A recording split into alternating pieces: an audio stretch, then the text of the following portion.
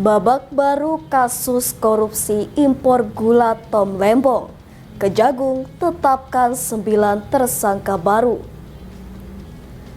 Detik-detik perempuan Jaksel diruda paksa remaja Bali saat cek villa di Buleleng. Akhirnya KPK tangkap Thanos di Singapura. Tersangka kasus EKTP jalani ekstradisi. Akan membahas sejumlah pemberitaan selama sepekan ini. Di laman berita yang kami sajikan berskala lokal, nasional, dan internasional. Ulasan tentang persoalan hukum, peristiwa korupsi, pencucian uang, dan kriminal secara umum. Sebuah kita rangkum dalam program Delik, deretan lintas hukum dan kriminal.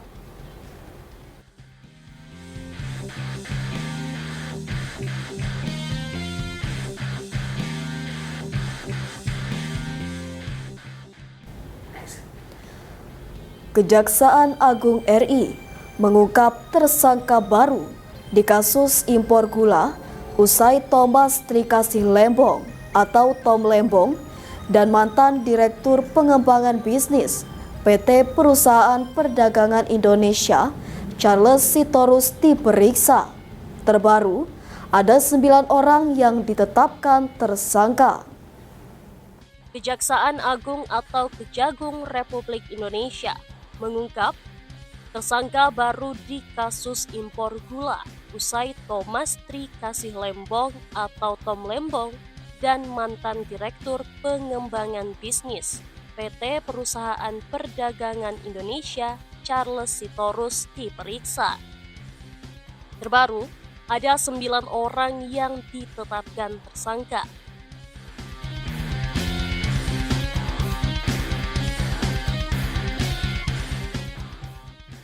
Berikut data 9 tersangka baru di kasus tersebut.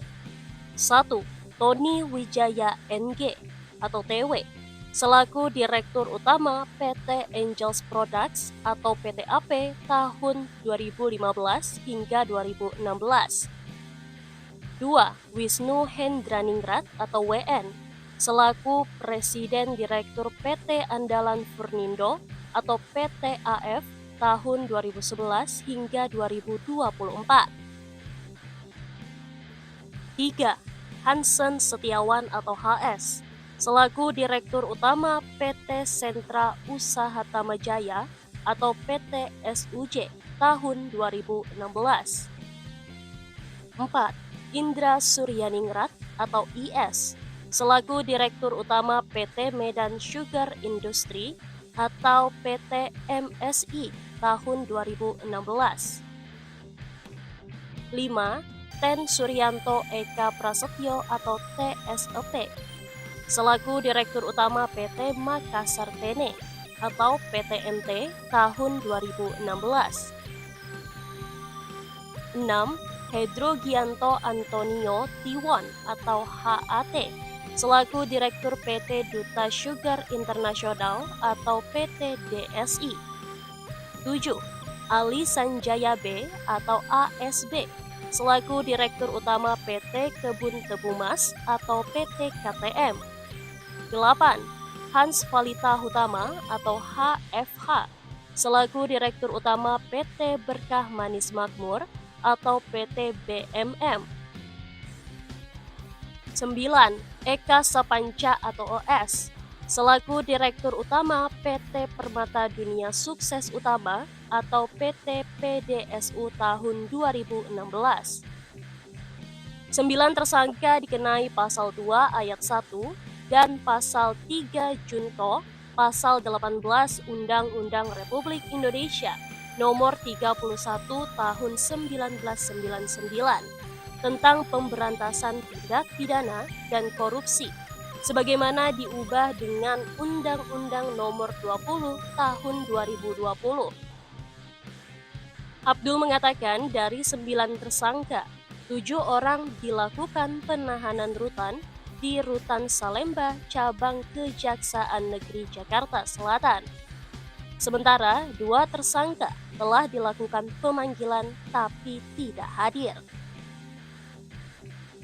Duduk perkara. Kasus dugaan korupsi dalam impor gula pada 2015 hingga 2016 ini baru menjerat 2 tersangka.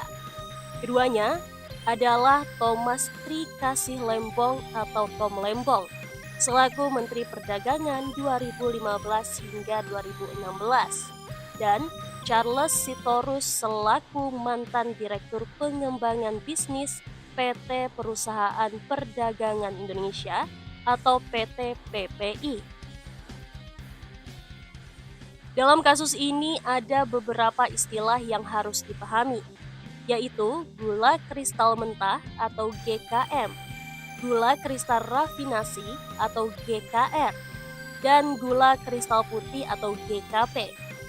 Mudahnya, GKM dan GKR adalah gula yang dipakai untuk proses produksi, sedangkan GKP dapat dikonsumsi langsung. Berdasarkan aturan yang diteken Tom Lembong sendiri saat menjadi Mendak, hanya BUMN yang diizinkan melakukan impor GKP. Itu pun harus sesuai kebutuhan dalam negeri yang disepakati dalam rapat koordinasi antar kementerian, serta dalam rangka mengendalikan ketersediaan dan kestabilan harga GKP. Sedangkan dalam perkara ini, pada 2016 Indonesia mengalami kekurangan stok GKP. Seharusnya bisa dilakukan impor GKP oleh BUMN. Namun, menurut jaksa, Tom Lembong malah memberikan izin ke perusahaan-perusahaan swasta untuk mengimpor GKM yang kemudian diolah menjadi GKP. Jaksa mengatakan Tom Lembong meneken surat penugasan ke PT PPI untuk bekerja sama dengan swasta mengolah GKM impor itu menjadi GKP. Total ada 9 perusahaan swasta yang disebutkan, yaitu PT PDSU, PT AF, PT AP, PT MT, PT BMM, PT SUJ, PT DSI, PT MSI, dan terakhir PT KTM.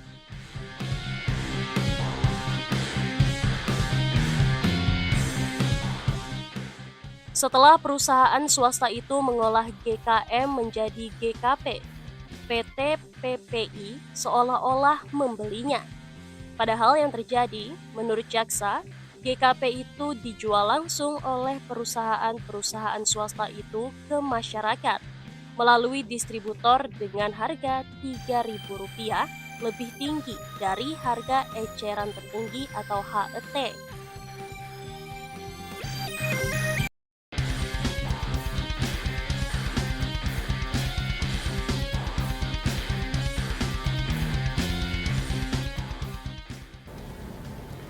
Seorang perempuan berinisial S, 27 tahun, asal kota Jakarta Selatan atau Jaksel, menjadi korban pemerkosaan di Desa Munduk, Kecamatan Banjar, Kabupaten Buleleng, Bali.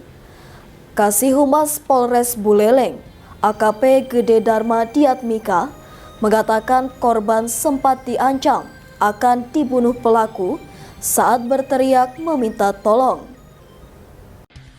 Remaja Bali tak mampu bendung hasrat, perkosa wanita Jaksel di Buleleng.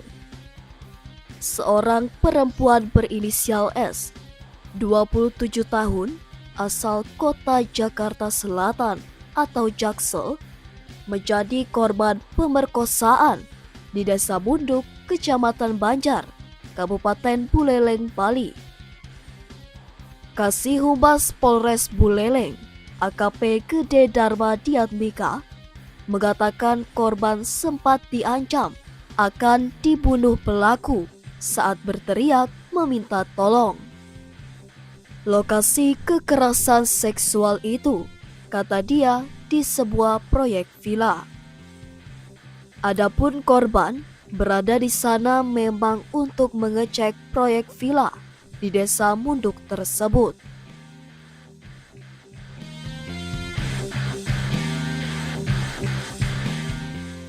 Dia mengatakan peristiwa itu terjadi pada Rabu 8 Januari sekitar pukul 17.00 waktu Indonesia Tengah. Adapun pelaku diduga remaja dari desa setempat. Mulanya, kata Diatmika, korban diantar pelaku untuk mengecek proyek sebuah villa di Desa Munduk, Buleleng. Seusai meninjau proyek villa, korban lalu ingin berkunjung ke objek wisata, air terjun Labuhan Kebo. Tempat wisata itu tidak jauh dari lokasi pembangunan villa tersebut. Selanjutnya, korban meminta tolong kepada pelaku untuk mengambil beberapa fotonya di sana menggunakan ponsel korban. Kemudian saat korban minta diantarkan kembali pulang, tiba-tiba pelaku langsung mendekap tubuhnya dan langsung merebahkan. Kemudian, karena diperlakukan seperti itu, korban berteriak meminta tolong, tetapi pelaku langsung mengancam akan membunuhnya, dan akhirnya terjadilah tindak kekerasan seksual tersebut.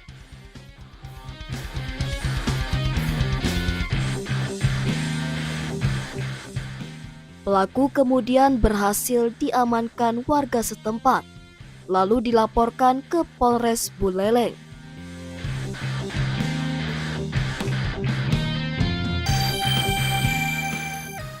Atas perbuatannya, pelaku disangkakan pasal 6 huruf A atau pasal 6 huruf B Undang-Undang RI Nomor 12 Tahun 2022 tentang tindak pidana kekerasan seksual. Sementara itu, dikutip dari Detik Bali, Rabu 15 Januari, Diatmika mengatakan kasus pemerkosaan tersebut kini ditangani oleh Unit Perlindungan Perempuan dan Anak atau PPA Polres Buleleng.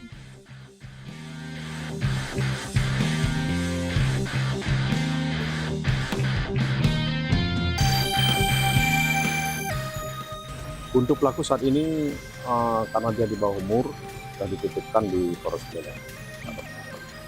Untuk korban sendiri? Untuk korban, karena korban saat ini masih ada tekanan trauma, kemudian terkait korban kesini bersama pacarnya WNA dan saat ini masih ada di sekitaran Bali.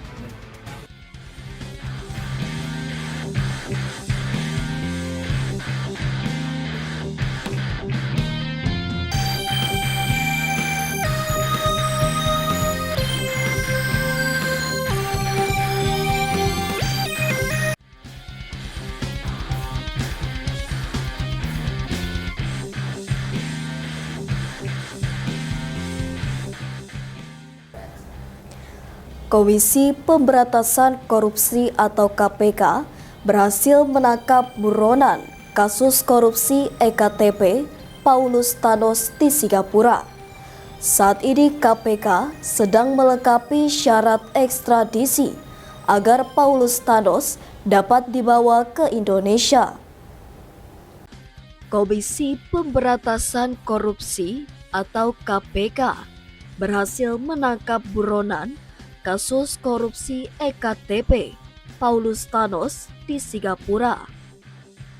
Saat ini KPK sedang melengkapi syarat ekstradisi agar Paulus Thanos dapat dibawa ke Indonesia.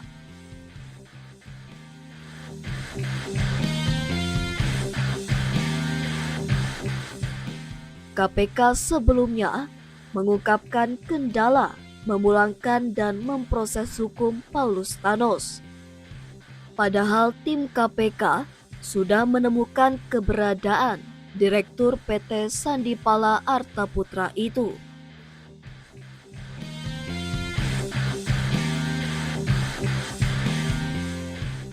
Asep mengatakan tim KPK sempat menemukan Paulus di negara tetangga. Berdasarkan catatan, Lembaga Anti Rasuah sempat menyebut negara dimaksud yaitu Thailand. Akan tetapi, ketika hendak memulangkan Paulus Thanos, KPK mendapat kendala lantaran Paulus sudah mengubah identitasnya.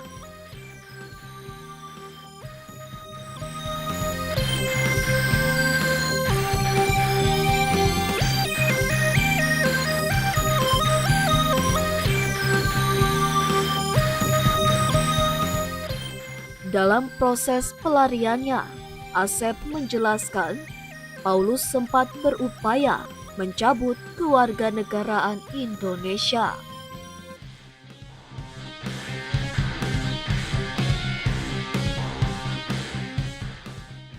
Rekam jejak Thanos. Paulus Thanos telah menjadi buronan atau DPO atau Daftar Pencarian Orang KPK sejak 19 Oktober 2021.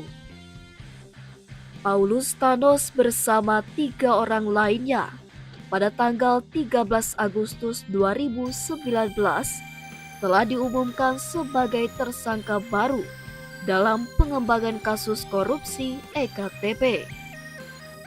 Mereka yakni mantan Direktur Utama Perum Percetakan Negara Republik Indonesia atau PNRI, Isnu Edy Wijaya, anggota DPR RI 2014-2019, Miriam S. Haryani, dan mantan Ketua Tim Teknis Teknologi Informasi Penerapan EKTP, Husni Fahmi. KPK terakhir kali memanggil Paulus Thanos pada Jumat 24 September 2021. Saat itu, ia dipanggil dalam kapasitas sebagai tersangka. Paulus Thanos alias Jan Pochin adalah Direktur Utama PT Sandipala Arta Putra. Ia lahir di Jakarta pada 8 Juli 1954. Ia ditetapkan sebagai tersangka atas pengadaan paket penerapan kartu tanda penduduk berbasis nomor induk kependudukan secara nasional atau EKTP tahun 2011 hingga 2013 pada Kementerian Dalam Negeri Republik Indonesia. Perusahaan milik Paulus Thanos, yaitu PT Sandipala Arta Putra, terbukti mendapatkan keuntungan fantastis, yakni 140 miliar rupiah dari hasil proyek pengadaan KTP elektronik tahun anggaran 2011-2012.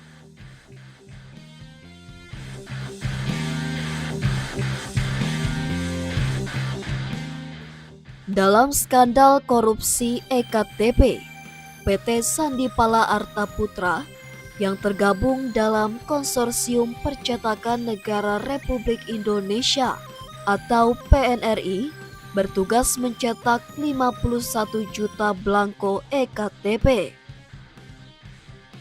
Fajri mengungkap bahwa harga produksi satu keping EKTP adalah Rp7.500. Namun, dari konsorsium, harga yang ditetapkan mencapai Rp14.000 lebih per keping.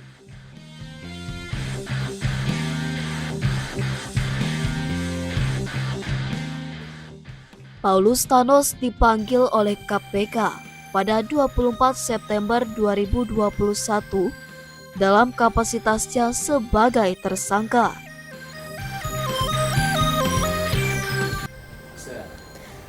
Itu tadi informasi penting dan menarik selama sepekan dalam program Delik, Deretan Lintas Hukum dan Kriminal. Anda bisa mengakses berita lainnya di web kami di fonis.id dan di channel YouTube Fonis Media. Jangan lupa untuk komen, share, like, dan subscribe channel kami. Kami undur diri, sampai jumpa minggu depan.